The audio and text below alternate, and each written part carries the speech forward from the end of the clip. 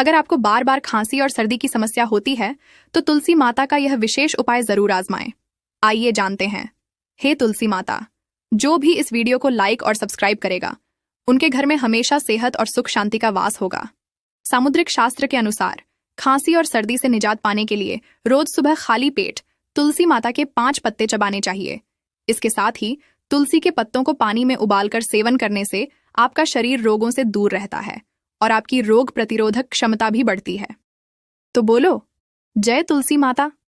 और अपनी सेहत से जुड़ी समस्या कमेंट में लिखें ताकि तुलसी माता की कृपा आप पर बने।